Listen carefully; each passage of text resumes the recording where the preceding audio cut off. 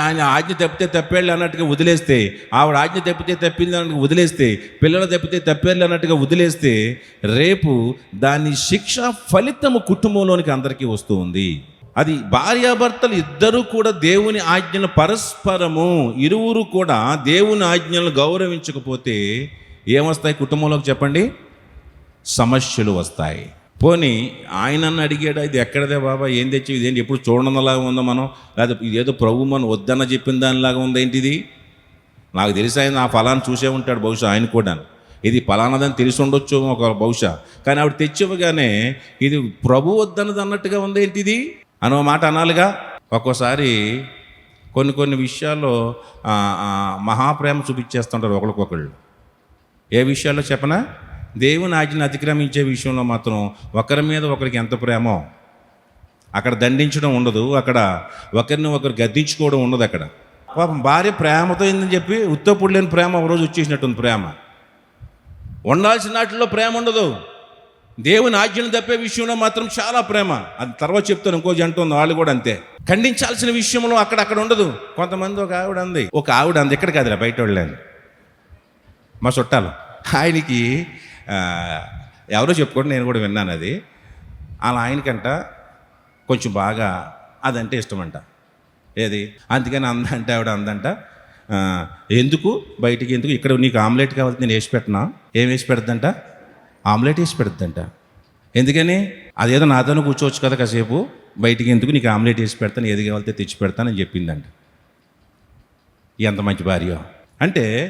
ఇది దేవుని ఆజ్ఞకు వ్యతిరేకమైనప్పుడు దాన్ని మనం ఏం చేయాలి? అక్కడ ఇంకొక ఆవిడ ఏకంగా పాస్టర్ గారికి చెప్పిందండి, ఏమంటే పాపం అండి ఆయనకి ఏదంటేనండి పెంచాను చిన్న మొదటి నుంచండి పాపం, అందుకని ఏదో కథ అంత తీసుకొని ఉండంటుందండి ఇంకో పాస్టర్ గారిని, ఒక ఆవిడ ఒక చోట. సో దేవుని పిల్లలారా, అంటే ఇక్కడ ఏం చేస్తున్నాం మనం? దేవుని ఆజ్ఞను ఒకరు తప్పుతూ ఉంటే దాన్ని మనం ఏం చేస్తున్నాం? ఎంకరేజ్ చేస్తున్నామా, లేక దాన్ని ఖండిస్తూ ఉన్నామా? దేవుని ఆజ్ఞలు ఇద్దరూ కలిసి, ఇది దేవుని ఆజ్ఞ దాటుతూ ఉన్నప్పుడు ఎవరైనా సరే, భార్య దాటినది భర్త దాటినా సరే, దాన్ని ఖండించవలసిందే. ఇద్దరు కలిసి పరస్పరము ఆజ్ఞలను గౌరవించకపోతే సమస్యలు వస్తాయి ఇంట్లోకి. సమస్యలు మన చేతుల్లో ఇంట్లోకి తెచ్చిపెట్టుకున్న వాళ్ళం అవుతాం. కాబట్టి ఇద్దరు కలిసి దేవుని ఆజ్ఞలను దాటకుండా దాన్ని జాగ్రత్తగా ఉండాలి. ఒకరి వల్ల మరొకరి ఆధ్యాత్మిక జీవితం దెబ్బతినకూడదు. ఒకరి వల్ల మరొకరి ఆధ్యాత్మిక జీవితం, భర్త వల్ల భార్య ఆధ్యాత్మిక జీవితం దెబ్బతినకూడదు. ఇక్కడ భార్య అవ్వ వల్ల భర్త యొక్క ఆధ్యాత్మిక జీవితం ఏమైపోయింది? ఇక్కడ ఆయన కూడా దెబ్బతినేసింది.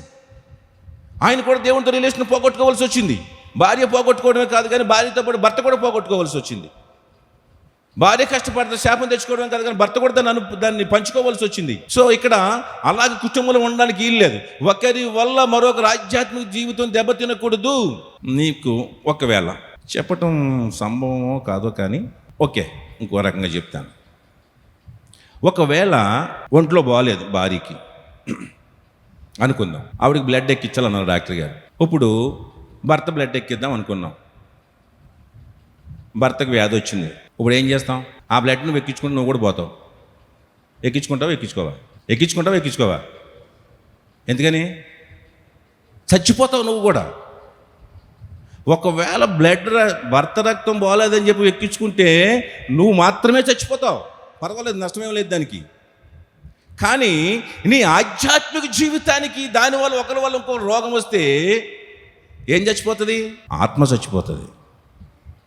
ఆత్మ చచ్చిపోవటము నష్టపోవడం మేలా, శరీరం నష్టపోవడం మేలా? శరీరం పోయినా పర్వాలేదు, కానీ ఏది పోకూడదు? ఆత్మకు నష్టం కలగకూడదు. ఎందుకంటే శరీరం కొంతకాలం మాత్రం ఈ భూమి మీద మట్టిగా మనతో ఉండేది కాబట్టి దాని ఎలా పోయినా మనకు పర్వాలేదు. కానీ ఆత్మ అయితే యుగ యుగాలు నిత్య జీవము దేవునితో ఉండేది కాబట్టి దానికి ఒకరి వల్ల మరొకరి ఆధ్యాత్మిక జీవితం దెబ్బతినకుండా చూసుకోవాల్సిన బాధ్యత మనదయ్యింది. అంతేగాని ఫోన్లే ఆయనకి ఏదో కొంచెం అలవాటు అండి, ఆయనకి ఏదో కొంచెం అదంటే ఇష్టం అండి, కుదరదలా. దాన్ని ఖచ్చితంగా దాన్ని మనం ఖండించి తీరాలి. ఎందుకంటే ఒకరి వల్ల మరొకరి ఆధ్యాత్మిక జీవితం దెబ్బతినకుండా చూసుకోవడం మన పని. అది ఎవరికైనా అంటువ్యాధి ఉందంటే పక్కన కూర్చోబెట్టుకుంటాం, భర్తనైనా భార్యనైనా. మనకు అంటుకుంటుందని భయం మనకి. ఆయన వల్ల మనకు వస్తుంది, ఆవిడ వల్ల మనకు వస్తుందని భయం మనకి. దాంట్లో ఉన్నప్పుడు దాంట్లో అంత భయం ఉన్నప్పుడు అప్పుడు దగ్గరికి రానివ్వు కానీ, దగ్గర కూర్చొనివ్వు. కానీ ఇక్కడ మాత్రం ఆధ్యాత్మిక జీవితం దెబ్బతిన్నప్పుడు, మాత్రం తింటున్నప్పుడు తెలిసినప్పుడు కూడా దాన్ని మనం సపోర్ట్ చేస్తామా? మనం దాన్ని చేయడానికి వీలు లేదు కదా. కొంచెం నేను చాలా గూఢార్థంతో మాట్లాడుతున్నాను, దయతో అర్థం చేసుకోవాలి. ఎందుకంటే ఈరోజు చాలా అవసరమైన పరిస్థితి మనకిది. మన కుటుంబాలు, నేను చెప్తున్నాను 3 వారాల నుంచి, కుటుంబ జీవితాలు కట్టబడాలి, కుటుంబ జీవితాలు ఆశీర్వాదకరంగా ఉండాలి, కుటుంబ జీవితాలు దీవెనకరంగా ఉండాలంటే ఖచ్చితంగా ఈ ప్రిన్సిపల్స్ మీరు పాటించకపోతే కనుక, ఈ ప్రిన్సిపల్స్ని మీరు అలవర్చుకోకపోతే కనుక నష్టపోతామని మీకు మనవి చేస్తూ ఉన్నాను. సో భార్యాభర్తలు పరస్పరం దేవుని ఆజ్ఞను గౌరవించకపోతే సమస్యలు వస్తాయి. ఒకరి వల్ల మరొకరి ఆధ్యాత్మిక జీవితం దెబ్బతినకూడదు. చివరిగా మనం వీళ్ళిద్దరి విషయంలో నేర్చుకోవాల్సిన పాఠం ఏంటి అంటే కనుక, భార్య భర్త ఇద్దరు కూడా దేవుని మాటను అనుసరించాలి. అంతే.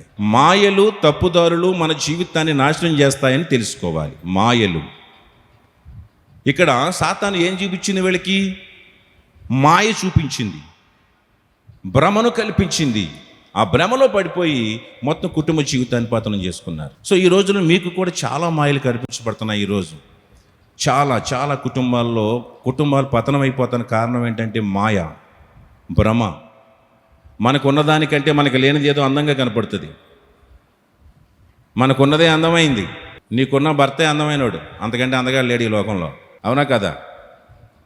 మీ ఆయనే మీకు హీరో. నిజం చెప్పండి అమ్మా, అవునా కదా? ఎలా ఉన్నా సరే మీ ఆయనే మీకు హీరో, మీ ఆవిడ మీకు ఏంటది?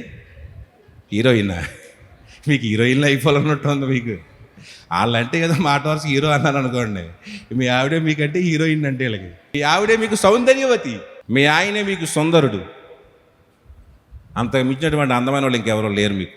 కాకి పిల్ల కాకి ముద్దు అన్నట్టుగా ఎవరి భర్తలకు ముద్దు, ఎవరి భార్య వాళ్ళకి ముద్దుగా ఉండాలి. సో ఎందుకు చెప్తున్నాను? మాయపూరితమైన మాయ. దుష్టుడు మాయను కల్పిస్తాడు, దుష్టుడు భ్రమను కల్పిస్తాడు. ఆ భ్రమలోను ఆ మాయలోను మనం పడ్డామంటే ఆదాము అవ్వల వల్లే పాపాన్ని ఇంటిలోకి తెచ్చుకుని టోటల్గా జీవితాన్ని పతనం చేసుకున్న వాళ్ళం అవుతామని చెప్పి నేను ప్రభు పేరుని మీకు మనవి చేస్తున్నాను. కాబట్టి ఇద్దరు దంపతుల వల్ల మనం నేర్చుకోవాల్సిన పాఠం ఏదైనా ఉంది ఈరోజు అంటే అదే. ఒకటి ఏంటంటే భార్యాభర్తలు ఇద్దరు కూడా దేవుని మాటను, దేవుని ఆజ్ఞను అనుసరించాలి. 2, మాయలు తప్పుదారులు మన జీవితాన్ని నాశనం చేస్తాయని ఎవరు ఏం చెప్పినా భర్తకు తెలియకుండా భార్య ఏం చేయకూడదు, అలాగే భార్యకి తెలియకుండా కూడా భర్త ఏం చేయకూడదు.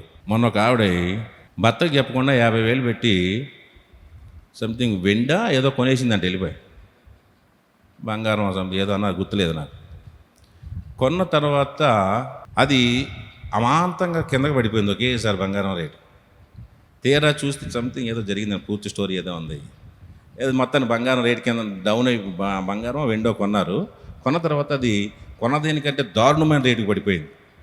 ఆ తర్వాత అది ఆ సమస్య చివరికి ఎలా వచ్చిందని మొత్తాన్ని అది కొన్నాక అతను కొట్టోడు ఇవ్వకపోవడమో ఏదో గొడవ జరిగింది ఇంట్లో. మొత్తానికి ఏం జరిగిందంటే తెలియ విషయం అంత గుర్తులేదు. కానీ భర్తకు తెలియకుండా అయితే మాత్రం కొంత వెండో బంగారమో కానీ కొన్న తర్వాత అక్కడ ఏదో నష్టం జరిగింది. వాడు ఇవ్వకపోవడమో మాయ చేయడమో రేటు మొత్తం టోటల్గా డౌన్ అయిపోవడం జరిగింది. ఆ తర్వాత ఆ సమస్య వారి ఇంటిలో పెద్ద తుఫాను తీసుకొచ్చింది, చాలా పెద్ద సమస్య తీసుకొచ్చింది. అంటే ఏది కూడా ఎందుకు చెప్తుందంటే ఏది కూడా భర్తకు తెలియకుండా ఆ చివరికి ఇప్పుడు అదేం భర్తకు చెప్పలేదు. 50,000 ఏమైనాయో చెప్పలేదు, ఆ వస్తువు తేలేదు, ఈ డబ్బు ఏమైందో చెప్పలేదు.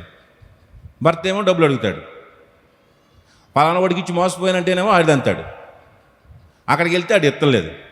ఏం చేసామంటే ఒకదాంతో పోతుందా? ఈ అనుమానాలు చాలా లెక్క వెళ్ళిపోతాయి. ఏం చేసావు, ఎవరికి ఇచ్చావు, ఇంకెక్కడెక్కడికో వెళ్ళిపోయినటువంటి చాలా కుటుంబాలు నష్టం. అలాగే ఇది కొన్నాను అయ్యా, ఇది నష్టపోయింది, ఇది మోసం చేశాడని చెప్తే నాకు చెప్పకుండా ఎందుకు కొన్నామంటాడు. చివరికి ఇది ఏం చేయాలి చెప్పక పెద్ద సమస్య తుఫానుగా ఏర్పడింది. అంటే ఏది కూడా ఇంటిలో ఒకరికి తెలియకుండా ఒకరు చేయకూడదు. భార్యకి తెలియకుండా భర్త, భర్తకి తెలియకుండా భార్య కూడా ఏది కూడా ప్రతి విషయం తెలిసాలి, చెప్పాలి, చెప్పే చేయాలి. అట్లాగా కాకుండా మనం కొన్ని మాయలు మనల్ని ఎవరో భ్రమపరుస్తారు. వాడు ఏదో భ్రమపరిచాడు, తక్కువ రేటుకి వచ్చేస్తుంది, లేకపోతే ఏదో బాగా తక్కువకి వచ్చేస్తుందని చెప్తే ఇంట్లో ఆయన కాదంటాడని చెప్పి మొత్తానికి ఇవి తెచ్చేసింది, మాయ చేశాడు. చివరి కుటుంబం పతనానికి కారణమైపోయింది. సో మాయలలో మనం పడినట్లయితే కనుక కుటుంబ జీవితాన్ని నష్టపోతామని చెప్పి మీకు మనవి చేస్తూ ఉన్నాను. సో అర్థమైంది కదా పాఠం.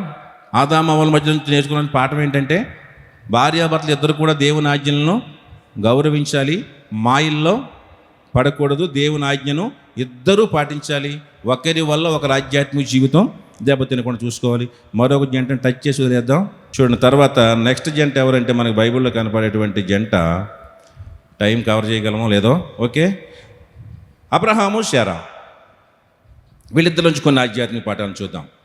అబ్రహాము చూడండి, ఆదికాండం 12:1-3 త్వరగా. యెహోవా నీవు లేచి నీ దేశము నుండి నీ బంధువుల యొద్ద నుండి నీ తండ్రి ఇంటి నుండి బయలుదేరి నేను నీకు చూపించు దేశమునకు వెళ్ళుము. నిన్ను గొప్ప జనముగా చేసి నిన్ను ఆశీర్వదించి నీ నామమును గొప్ప చేయుదును. నీవు ఆశీర్వాదముగా నందువు. నిన్ను ఆశీర్వదించు వారిని ఆశీర్వదించెదను, నిన్ను దూషించు వారిని శపించెదను.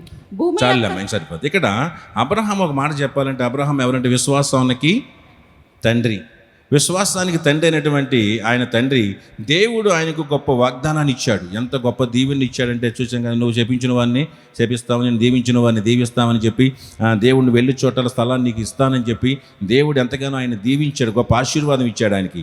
అటువంటి అబ్రహాం జీవితంలోకి సారా భారీగా వచ్చింది. అలాగే సారాకు వృద్ధాప్యంలో ఉన్నప్పుడు కుమారుడు జన్మిస్తుందని దేవుడు చెప్పినప్పుడు ఆమె మొదట నమ్మలేదు. శారా నవ్విందంట. వీరిద్దరూ ఆయనకి 100, ఈవిడికి 75 సంవత్సరాలు వచ్చేసినాయి. ఆ టైంలో వయసులో వీళ్ళకి మీకు గర్భం తెరుస్తాను, దేవుడు మీకు కుమారుని ఇస్తున్నానని చెప్పి దేవుడు చెప్పినప్పుడు శారా నమ్మకుండా నవ్వింది. నవ్వినప్పటికీ అది ఆ సంభవం ఆదికాండం 18:10-15 ఉంటుంది, మనం చదవక్కర్లేదు. కానీ అక్కడ నవ్వినట్టు మన అందరికీ తెలుసు. అంటే దేవుని వాగ్దానాన్ని ఏం చేసింది చెప్పండి, శారా నమ్మలేదు. నమ్మకుండా అయినప్పటికీ కూడా, తను నమ్మకపోయినప్పుడు కూడా ఏం చేసింది తెలుసా, ఆమె తన భర్తను గౌరవించి అతనితో కలిసి ప్రయాణం చేసింది. Praise the Lord. ఎందుకంటే తన భర్త నమ్మాడు దేవుని వాగ్దానాన్ని. తన భర్త నమ్మినటువంటి వాగ్దానాన్ని నమ్మి ఆమె కూడా తన భర్తతో కలిసి ప్రయాణం చేసింది. సో ఆవిడికి నమ్మకం లేకపోయినప్పటికీ ఎవరిని గౌరవించిందంటే తన భర్త యొక్క నమ్మకాన్ని గౌరవించింది.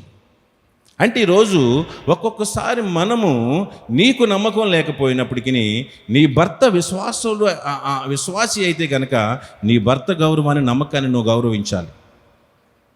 ఒకవేళ నీ భార్య ఒక విశ్వాసం కలిగినదై ఒక విషయాన్ని నమ్మి దేవుడు మనకి ఇది చేస్తాడండి అని అన్నప్పుడు నీకు విశ్వాసం లేకపోయినా నీ భార్య విశ్వాసాన్ని నమ్మి గౌరవించాలి. నువ్వు ఎవరికే నీకేం తెలుసు ఎలా జరుగుద్ది ఇది అన్నట్టుగా ఆవిడ విశ్వాసాన్ని అగౌరవపరిచి, భార్య నమ్మకాన్ని అగౌరవపరిచి, భర్త నమ్మకాన్ని, దేవుడి మీద వాగ్దానం నమ్మకాన్ని అగౌరవపరిచేటువంటి వారిగా భార్యాభర్తలు ఉండకూడదు.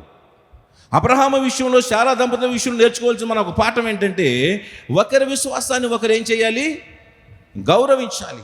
ఈవిడికి నమ్మకం లేదు బిడ్డ కలుగుతాడని, కానీ ఎవరు నమ్మారు, భర్త నమ్మాడు, అబ్రహాం నమ్మాడు.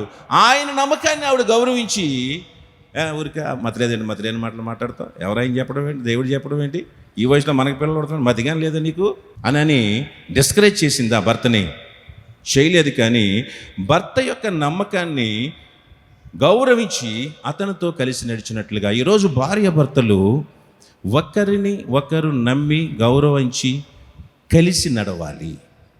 ఈరోజు చాలా కుటుంబాలు పతనం అవడానికి కారణం ఏంటి తెలుసా, కలిసి నడవకపోవడం.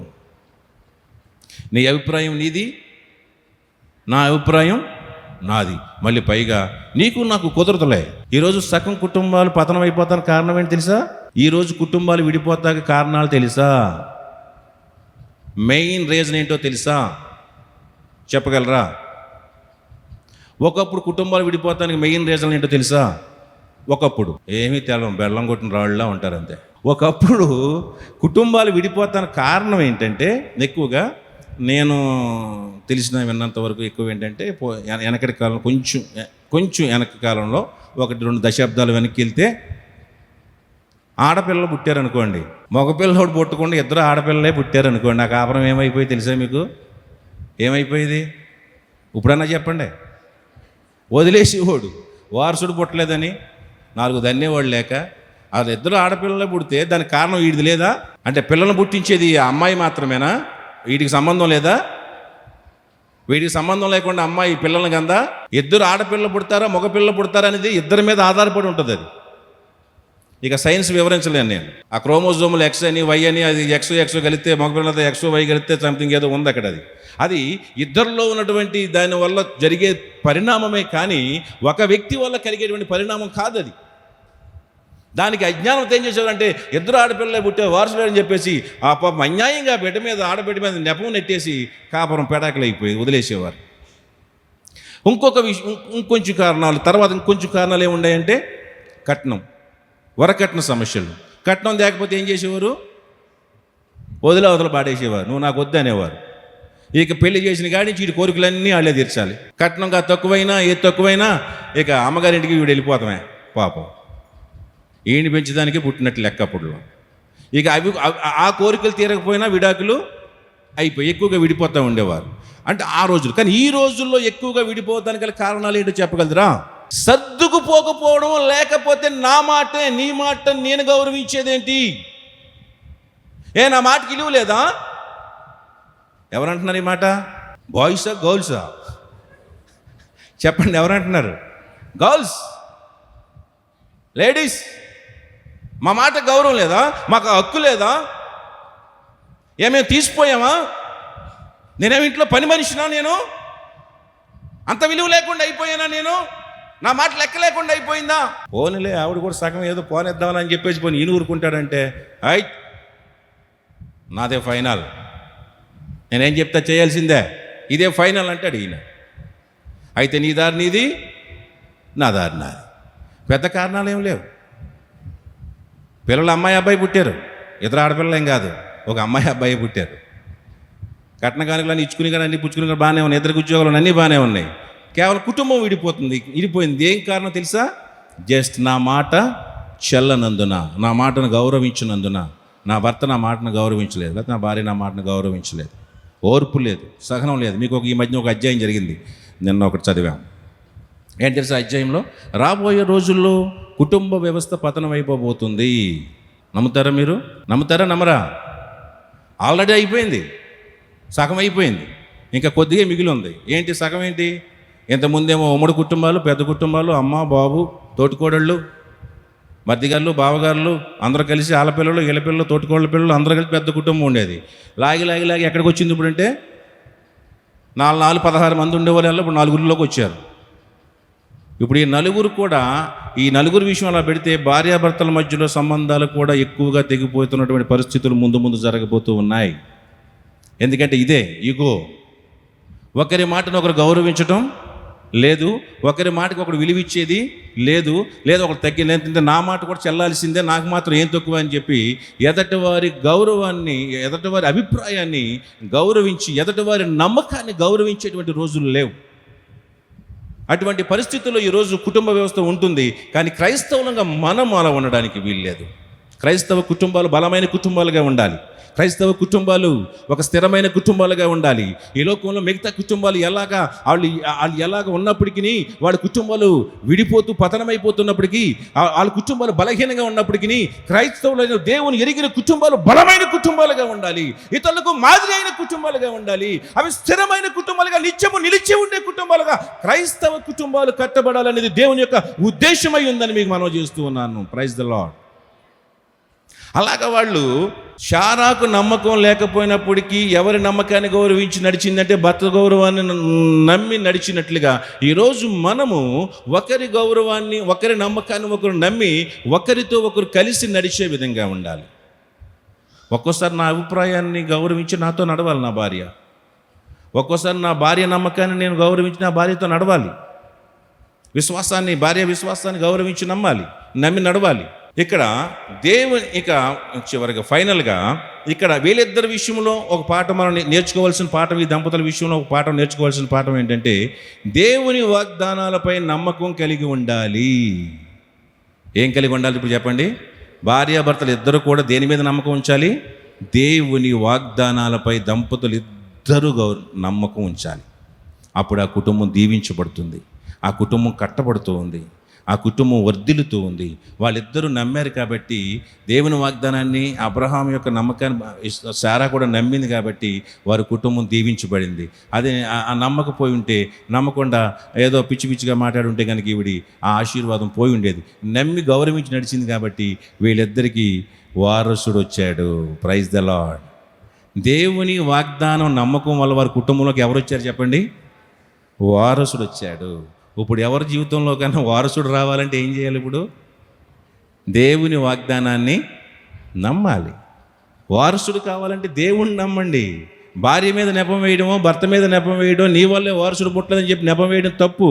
వారసుడు కావాలి అంటే దేవుణ్ణి నమ్మాలి. గర్భఫలం కావాలంటే దేవుని వాగ్దానాన్ని నమ్మాలి. వంశాంకురం కావాలంటే దేవుని వాగ్దానాన్ని నమ్మాలి. దేవుని వాగ్దానంపై నమ్మకం ఉంచాలి. పరిస్థితులు ఎలా కనిపించినప్పటికీ, పరిస్థితులు ప్రతికూలంగా అనిపించినా, పరిస్థితులు అనుకూలంగా లేకపోయినా, పరిస్థితులు ఇది జరగదని చెబుతున్నప్పటికీ, పరిస్థితులు నిన్ను బలహీనపరుస్తున్నప్పటికీ దేవుని వాగ్దానంపై దంపతులు ఇద్దరు నమ్మకంగా ఉంచండి. మీ ఇంటిలో ఏది కొదువుగా ఉందో దాన్ని దేవుడు తీర్చబోతూ ఉన్నాడు. నమ్మకం ఉంచండి. ఇద్దరు కలిసి ఒక విషయంపై ఇద్దరు ఏకాగ్రతగా రండి, ఇద్దరు ఏకాభిప్రాయానికి రండి, నమ్మకం ఉంచి ప్రార్థన చేయండి. మీ ఇంటిలో దేవుడు ఆశీర్వాదాన్ని ఇవ్వబోతూ ఉన్నాడు. అందుకే అన్నాం కదా, సహోదరులు ఐక్యత కలిగి ఉన్నట్టు ఎంత మేలు ఎంతో మనోహరం అని చెప్పి అక్కడ చెప్పి చివరిలో అంటాడు, శాశ్వత ఆశీర్వాదమును శాశ్వత జీవమును అచ్చట ఉండును. ఎక్కడుంటుంది?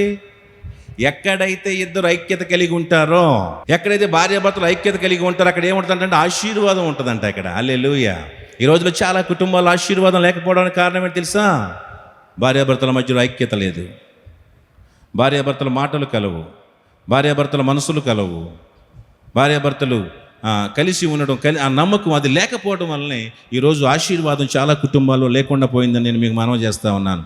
కాబట్టి ప్రియమైన దేవుని పిల్లలారా, ఇంకా భార్యాభర్తలు పరస్పరం సహకరించాలి, ఒకరినొకరు గౌరవించాలి. Praise the Lord. ఈరోజు ఇద్దరు దంపతుల నుంచి మనం నేర్చుకున్న పాఠాలు, మీ కుటుంబ జీవితాలు కట్టబడాలి అంటే, మీ కుటుంబ జీవితాలు ఆశీర్వదించబడాలంటే, ఆదాము అవ్వల జీవితం నుంచి మనం నేర్చుకున్నది ఏంటి చెప్పండి?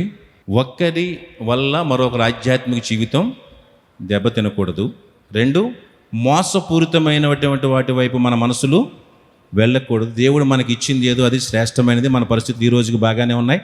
దేవుని ఆజ్ఞను మనము పాటించాలి. దేవుడు తినొద్దన్నదాన్ని, చెయ్యొద్దన్నదాన్ని మనం చేయకూడదు. అలా ఉంటే కుటుంబం ఆశీర్వదించబడుతుంది. ఆ జంట నుంచి మనం నేర్చుకున్నాం. రెండో జంట నుంచి ఏం నేర్చుకున్నాం? ఒకరి నమ్మకాన్ని మరొకరిని, ఒకరి విశ్వాసాన్ని మరొకరు గౌరవించండి. అలా గౌరవించి సహకరించి, ఆయనతో ఆ విశ్వాసం కలిగిన వ్యక్తితో సహకరించి మనం కూడా నడిచినట్లయితే ఆశీర్వాదం వస్తుంది. మనకు కావలసిన దీవెనలు వస్తాయి, లోట్లు పోతాయి. వాళ్ళ జీవితంలో గొడ్రాలనే లోటు, వాళ్ళిద్దరు దంపతుల జీవితంలో లోటు ఎలా పోయిందంటే, వాళ్ళు అబ్రహాం యొక్క నమ్మకాన్ని గౌరవించి శారా కూడా సహకరించింది కాబట్టి గొడ్రాలు అనేటువంటి లోటు నింద పోయి ఆశీర్వాదం ఆ దంపతుల జీవితాల్లోకి వచ్చింది. సంతోషం వచ్చింది. బిడ్డలు లేరన్న దుఃఖం పోయి బిడ్డలు కలిగినటువంటి సంతోషం వాళ్ళకి కలిగింది. దానికి కారణం ఏంటంటే, సంసారంలో ఒకళ్ళు బలహీనులైన నమ్మకంలో మరొకరి యొక్క నమ్మకాన్ని అయినా మనం గౌరవించి వారితో పాటు నడిచి ముందుకు సాగితే అద్భుతమైన ఆశీర్వాదాలు చూస్తాం.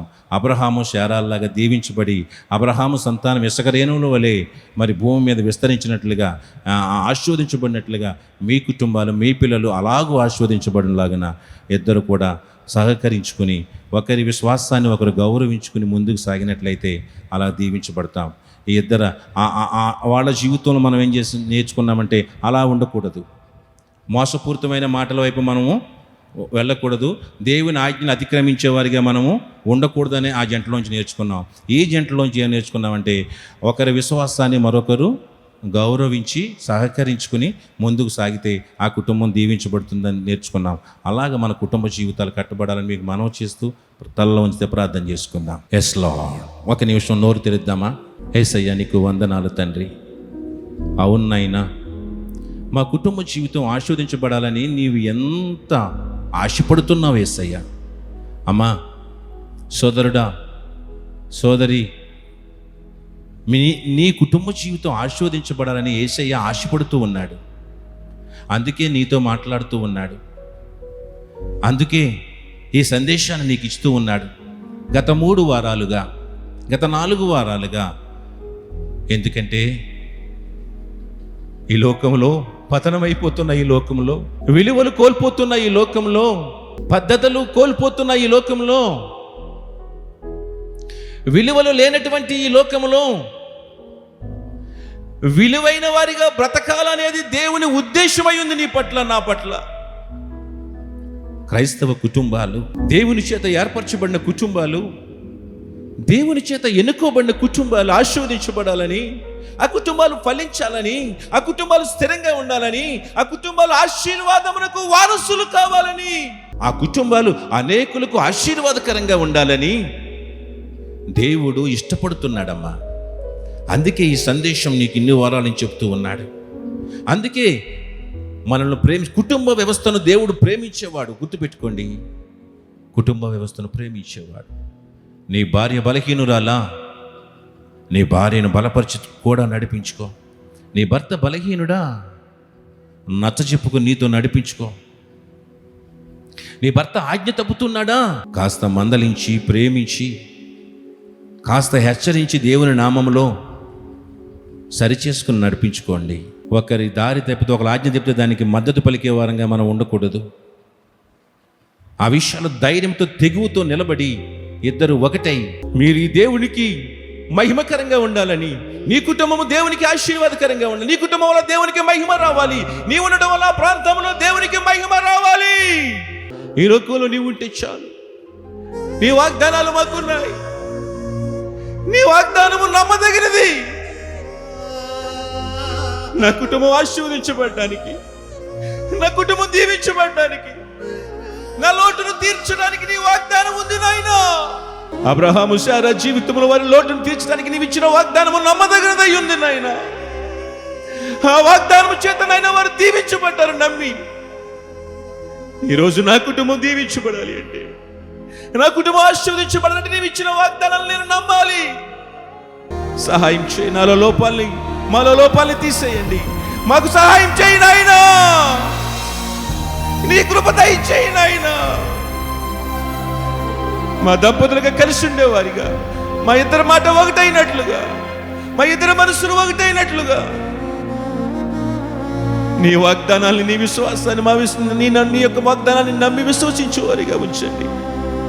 నీ కృపను మాకు అనుగ్రహించి నీ దీవెన మాపై కుమ్మరించమని, మా కుటుంబాలను కట్టి దీవెనకరంగా మలచమని యేసు నామములో అడిగి వేడుకుంటున్నాను తండ్రి.